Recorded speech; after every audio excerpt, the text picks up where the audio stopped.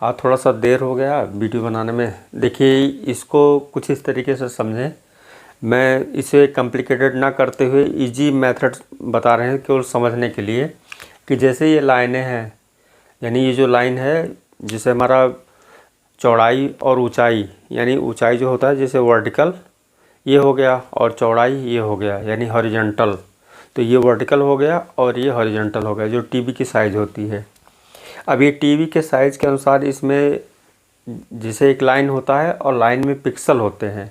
अब हमने इस तरीके से यहाँ पे बनाया है कि जैसे ऊपर देखिए रेड रेड ब्लैक ब्लैक, फिर रेड रेड फिर ब्लैक ब्लैक।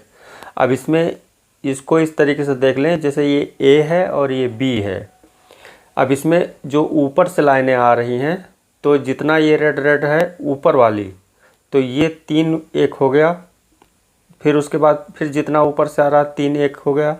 फिर यहाँ ऊपर से जितना आ रहा है, तो इसी तरीके से इसमें जो जितने सीके भी होंगे उसी हिसाब से इसे डिवाइड कर लिया जाएगा। जैसे साइड में देखते हैं गेट कप में कहीं पे 2 कप यूज किए होते हैं, कहीं पे 3 कप यूज किए होते हैं, और किसी किसी में इंटरनल ग्लास एरिया में होता है, कहीं कहीं आउटसाइड में होता है। जो जैसा पैनल ओल्ड और लेटेस्ट में डिज़ाइन है उसी तरीके से उसमें इसके डिज़ाइन भी आते हैं। तो इसको देखिए हमने इंटरनल उसमें देखा नहीं है, केवल इसमें आपको बता रहे हैं कि इसी तरीके से ये वर्क करता है। और इसे आप देख भी सकते हैं। इसमें इतना कैमरा हमारा मतलब अपडेट हो गया है कि आप उस कैमरे के मदद से आप इसके इंटरनल के स्ट्रक्चर को भी देख सकते हैं बहुत क्लियर। अगर मेरे पास पैनल आया टूटा तो हम उसे दिखाने का प्रयास करेंगे जो इस तरीके से है। डिज़ाइन के ऊपर ये चेंज भी हो जाते हैं, लेकिन आपको समझने के लिए थोड़ा सा समझें। अब जैसे मान लीजिए यहाँ जितना ऊपर है, मान लीजिए इसलिए कहते हैं सपोज कि आप मानेंगे तभी इसमें समझेंगे, ऐसे होता है। देखिए ऊपर जितना 3 है, तो ये क्या हुआ, जैसे ये ब्लैक हो गया और ये हमारा रेड हो गया, फिर यहाँ पे रेड हो गया, फिर ये ब्लैक हो गया, फिर ये रेड हो गया, फिर ये ब्लैक हो गया। अब नेक्स्ट इधर आइए, जैसे यहाँ ऊपर के स्टेप को लिए हैं तो यहाँ नीचे के डाउन वाले स्टेप को लेंगे। जो ये लाइन नीचे वाली है, यहाँ पे जितना इधर गया है सब नीचे, ऐसे ही ब्लैक का हुआ। अब ये ब्लैक और रेड हम इसलिए बनाए हैं कि यहाँ पे जो हाई और लो, यानी जो हमारा बीजीएल होता है वो होता है लो और बीजीएस होता है हाई। तो हाई लो से हमारा जो फ्रिक्वेंसी ग्राफ बनता है, ये एक प्रकार से जो है इसका आप ग्राफ देखेंगे डीएसओ पे, तो ये स्क्वायर वेव ऐसे होता है, ऐसे ऐसे। तो ये स्क्वायर वेव की तरीके से जो है इसकी फ्रिक्वेंसी होती है, ऑन और ऑफ करने का काम करता है। यानी जो लाइनें हैं ऑन ऑफ होता है। इसके ऊपर कलर स्क्रीन होता है, वो आप देखते होंगे। जो ऊपर की पोलराइजन सीट है पोलराइज वाला, उसे आप हटाएंगे तो वहाँ पे कोई कलर या पिक्चर नहीं पाएंगे, हल्का सा केवल एक आकार बनेगा। तो वो क्या होता है कि वो दोनों के हिसाब से जो है वो पैनल की जो डिज़ाइन हुई है तभी पिक्चर हमको दिख पाता है। वो एक अलग टॉपिक है। यहाँ पे पहले स्कैनिंग समझें।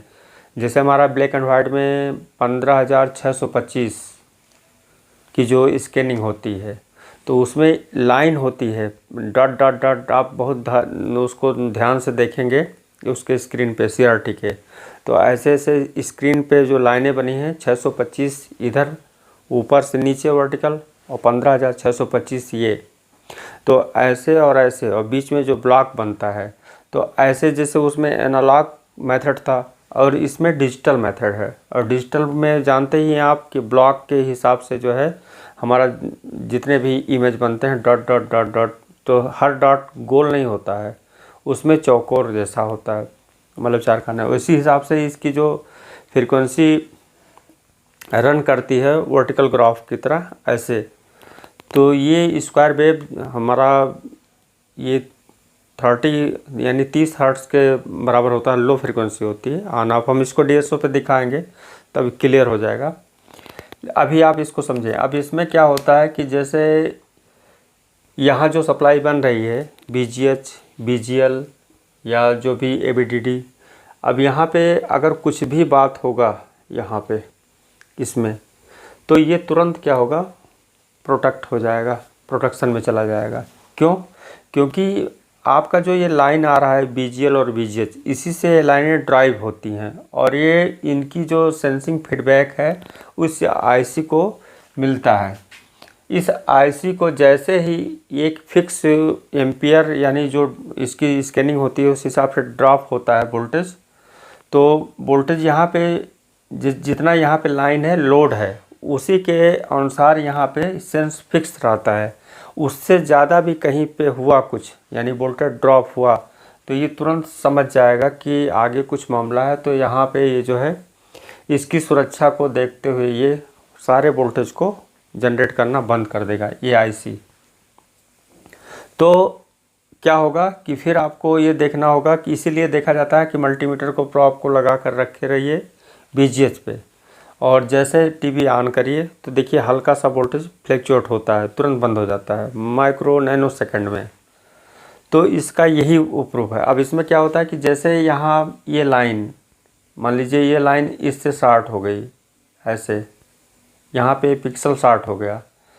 अभी ये जो शॉर्ट हुआ है इसमें ये शॉर्टिंग बता रहा है कि इधर की जब लाइन स्कैन होगी और इधर का दोनों, तो ये दोनों आपस में टच हो जाएंगे और जैसे टच होगा जैसे वोल्टेज ड्रॉप होगा, जैसे वोल्टेज ड्रॉप होगा जैसे इस IC को इन्फॉर्मेशन मिल जाएगा कि यहाँ पे प्रॉब्लम है। तो ये क्या करेगा, इससे जनरेट होने वाली जो बेसिक सप्लाई है उसे स्टॉप कर देगा। अब क्या होगा, जब आप यहाँ पे इसे ओपन कर देंगे, अब यहाँ पे जो स्कैनिंग हो रही है तो यहाँ पे कोई वोल्टेज है नहीं, इससे कोई मतलब नहीं। अब यहाँ पे ये चाहे प्लस आए चाहे माइनस आए, जो भी यहाँ आएगा वो क्या होगा उसी तरीके से कोई ऑब्जेक्शन नहीं करेगा, क्योंकि जैसे इधर से आ रही इधर से आ रहा तो दोनों में टकराहट हो, क्योंकि दोनों सेम नहीं होते।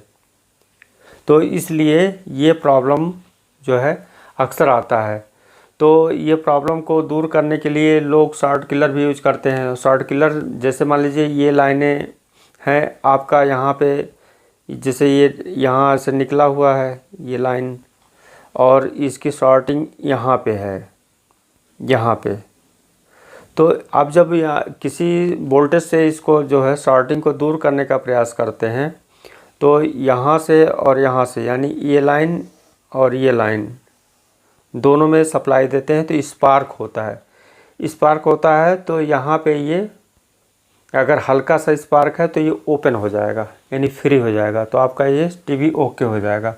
लेकिन अगर जैसे कोई बिल्डिंग होता है यानी कोई पिक्सल में मॉसफेट होता है TFT, वो अगर शॉर्ट हो गया और लाइनों को पकड़ लिया बहुत ज़बरदस्त, तो लेज़र के द्वारा जो कटिंग होती है, इस समय जो मशीनें आ रही हैं उसके द्वारा इसे कट करके ही ठीक किया जा सकता है, क्योंकि शॉर्ट किलर वहाँ पे सक्सेस नहीं होता। और बहुत ही ज़्यादा हाई वोल्टेज देंगे तो वहाँ स्क्रीन में ब्लास्ट हो जाएगा। तो हो सकता है कि इसके आगे वाला या जितना ट्रैक ही रन कर रहा है ये भी ख़त्म हो जाए। तो इसी तरीके से इसको समझने की ज़रूरत है और हम थोड़ा सा इसको और क्लियर आपको बताने का प्रयास करेंगे। लेकिन पहले एक प्रैक्टिकली वीडियो दिखाते हैं तो उससे क्या इफ़ेक्ट होता है और कितनी फ्रिक्वेंसी होती है, ये कैसे जनरेट होता है, इसको हम समझेंगे तो थोड़ा सा और क्लियर होगा। तो आज की वीडियो में बस इतना ही, मिलते हैं नेक्स्ट वीडियो में। आप लोगों के बहुत सारे कमेंट अच्छे आए हैं, तो अब इसको हम थोड़ा सा क्लियर करते हैं।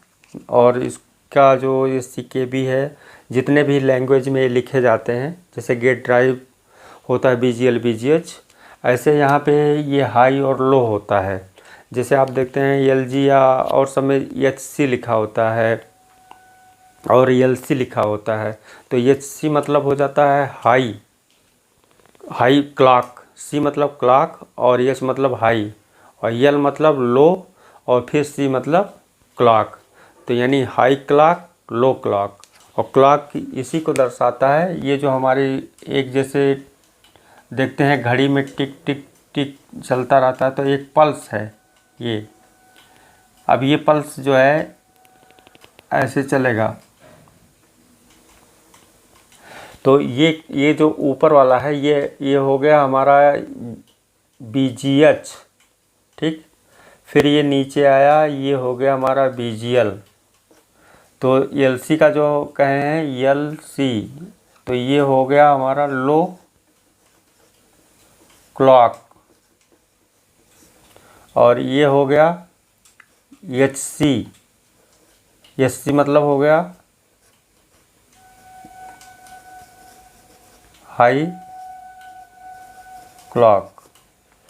तो ये है तो एक चीज़ जो BGH और BGL अलग अलग मेथड से, जैसे इसमें CKB जैसे सैमसंग में अलग जो लैंग्वेज यूज किए गए हैं, तो और LG में अलग है। तो ऐसे जो पैनल के जो टाइप हैं, तो टाइप के अनुसार जो है सबके जो ये हमारे लैंग्वेज होते हैं, इसके वोल्टेज और फ्रीक्वेंसी के वो थोड़ा सा डिफरेंस हो जाते हैं।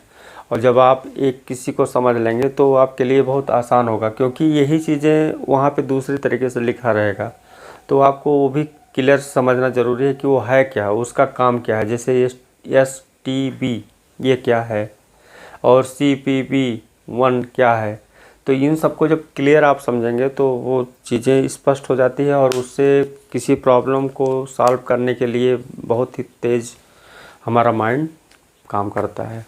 तो आज की वीडियो में बस इतना ही, मिलते हैं नेक्स्ट वीडियो में। थैंक यू दोस्तों, और देखते रहिए। Thank you.